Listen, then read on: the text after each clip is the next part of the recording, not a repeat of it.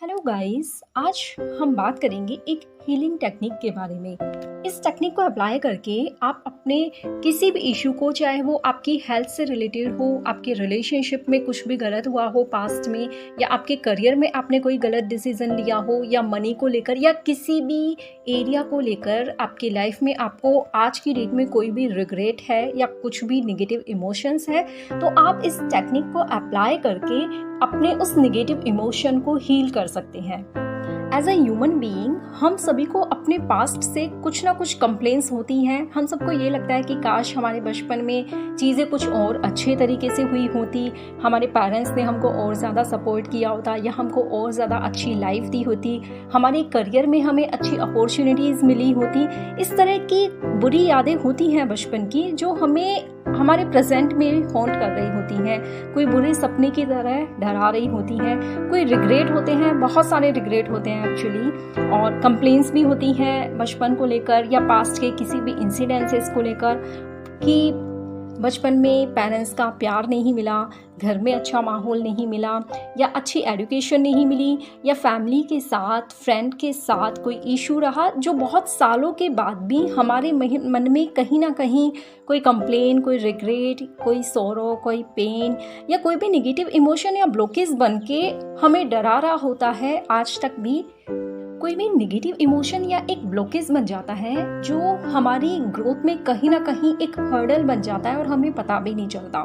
जिसके लिए हम बार बार अपने पास्ट को इमेजिन करते हैं। उन मोमेंट्स को हम इमेजिन करते हैं जो हमें पसंद नहीं होते, और उनको इमेजिन कर करके हम बुरा फील कर रहे होते हैं। अब लॉ ऑफ अट्रैक्शन तो कहता है कि आप जैसा फील करते हैं आप वैसा ही अट्रैक्ट करते हैं। तो हम जितना पास्ट के बारे में सोच के बुरा फील करते रहेंगे, उतना ही ये हमें आगे बढ़ने से कहीं ना कहीं रोकेगा। तो अगर आप बार बार किसी भी पास्ट के मोमेंट को इमेजिन कर रहे हैं और बार बार किसी को ब्लेम कर रहे हैं कि काश ऐसा हुआ होता, काश ये चीज़ वैसे हुई होती, अगर इस तरह से आप ये कर रहे हैं कि काश हमने ये डिसीजन सही लिया होता, किसी और स्ट्रीम में करियर बनाया होता, कोई और अच्छी यूनिवर्सिटी या अच्छा कॉलेज हमें मिला होता, या लाइफ का कोई ऐसा डिसीजन जिसके लिए आपको लग रहा है कि आपसे खुद से कोई मिस्टेक हुई है और उस चीज़ के लिए आप खुद को ही ब्लेम कर रहे हैं बार बार, तो बार बार खुद को ब्लेम करने से भी आप अपनी लाइफ में ग्रो नहीं कर पाएंगे। आपको खुद से ही नफरत होने लगेगी और आप अपने खुद की मन की शांति को भी भंग करेंगे। तो आज हम इस टेक्निक को अप्लाई करके अपने पास्ट के सारे नेगेटिव इमोशंस को हील करके उनसे फ्री होना सीखेंगे, क्योंकि हमारे हर एक्सपीरियंसेस के लिए सिर्फ हम खुद जिम्मेदार हैं। So don't blame others, don't blame yourself for anything, for any wrong decisions. Just take responsibility of your life or your all decisions and apply this technique. इस टेक्निक का नाम है रिवीजन टेक्निक। कुछ सालों पहले एक मूवी आई थी action replay, Akshay Kumar और ऐश्वर्या राय की मूवी थी। इस मूवी में अपने पेरेंट्स का डिवोर्स रोकने के लिए उनके बच्चे टाइम मशीन के थ्रू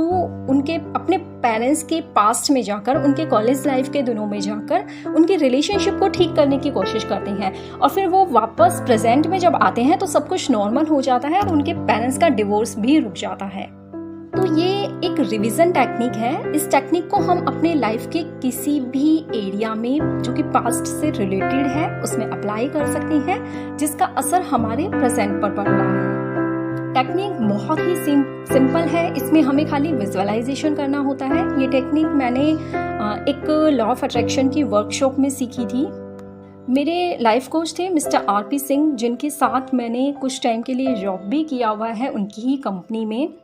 उन्होंने इस टेक्निक में बताया था कि किस तरह इस मूवी की ही तरह हम अपने पास्ट के उस मोमेंट में वापस जाकर, यानी कि हम उस मोमेंट को इमेजिन करके जो चीज़ या जो इंसिडेंट हमें लग रहा है कि हमारे साथ गलत हुआ कभी, हमें उस इंसिडेंट को या उस कॉन्वर्सेशन को अपनी इमेजिनेशन में वैसे देखना होता है जैसे कि हम उसे आज जी रहे हैं या आज हम उसे चाहते हैं।